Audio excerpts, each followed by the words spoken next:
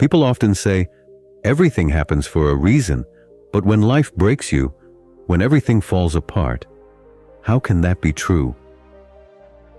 One day, in the silence of a deep forest, a young man stumbled toward a wise saint. His clothes were torn, his eyes swollen from crying. "Master," he whispered, falling to his knees, "everything I had is gone. Robbers took my money, my luggage, even my shoes. I have nothing. No home, no hope. How can you say this happened for the better? This is the worst day of my life." The saint gently placed a hand on his shoulder. "Stand up, my child. Let me tell you a story." The young man wiped his tears. "Another story? How will that fix my life?" The saint smiled softly. "Just listen. Long ago, in a peaceful village beside a river, there lived a poor farmer named Harilal. He wasn't wealthy, but he had something far more precious, a loving wife and a hopeful young son. Life was simple. They had a small hut, a little farm, and a handful of dreams. But one night, dark clouds covered the sky. Lightning split the heavens. The river roared like a wild beast. And then, disaster struck. A massive flood swept through the village, destroying everything in its path. Houses collapsed. Crops were washed away. People ran, shouting for help. When dawn arrived, Harilal stood on the muddy ground where his home once stood. There was nothing left, not even the tiny pot of grains they had saved for winter. The farmer sat down, broken. His hands trembled. His heart felt empty. His son walked up quietly and said, "Father, I know it hurts, but whatever happened, happened for good. We must not lose hope."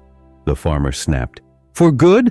Our house is gone. Our food is gone. Our future is gone. And you dare say it is good?"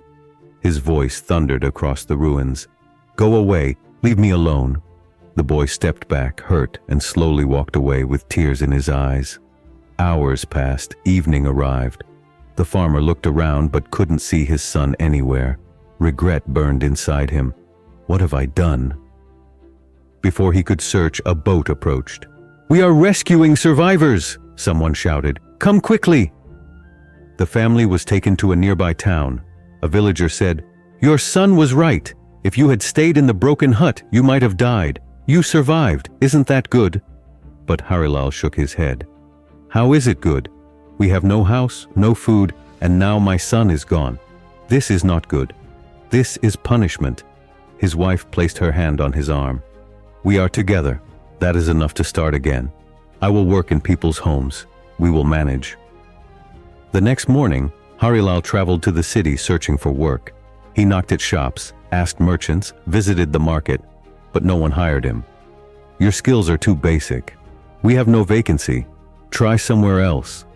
Every rejection felt like a slap.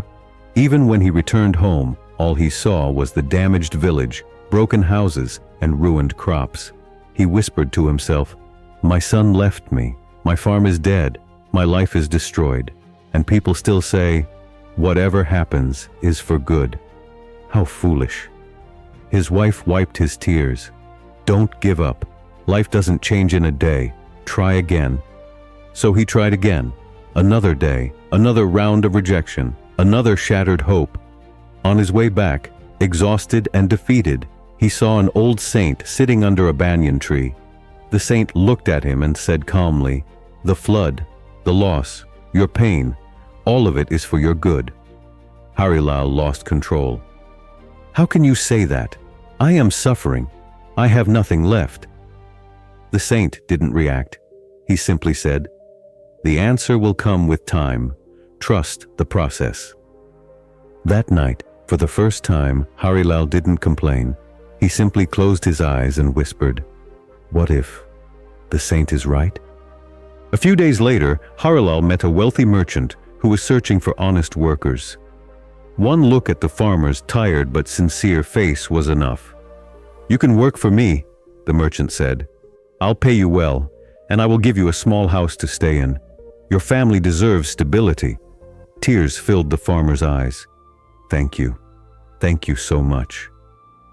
For the first time since the flood, he felt hope. Days became weeks. The farmer worked hard. He earned more than he ever had in his life. One peaceful night, as the family sat for dinner, a sudden knock came at the door. The farmer opened it and froze.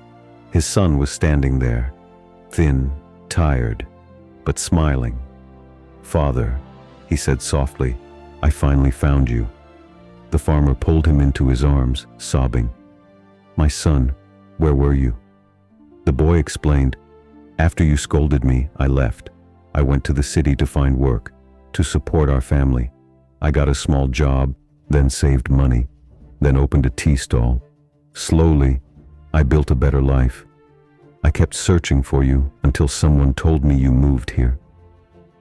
The farmer's tears wouldn't stop. In that moment, everything made sense. If the flood hadn't come, if he hadn't lost the house, if life hadn't pushed them out, they would never have found better jobs, a safer home, and a brighter future. Everything, truly everything, had happened for a reason. When the saint finished the story, the young man shook his head. "But in my case, everything was stolen. What good is there in that?" The saint reached into his bag and took out a glowing stone. "I found this in the forest," he said. "It belongs to you." The young man's breath stopped. It was a philosopher's stone, a stone believed to turn iron into gold. He whispered, "If my belongings hadn't been stolen, I wouldn't have walked into this forest, I wouldn't have met you, and I wouldn't have received this treasure." The saint smiled.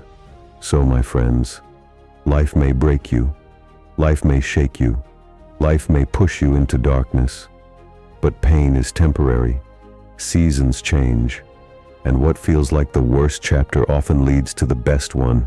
Never make decisions in your darkest moments. Never lose faith in difficult times, because truly, everything happens for a reason, even if you understand it years later.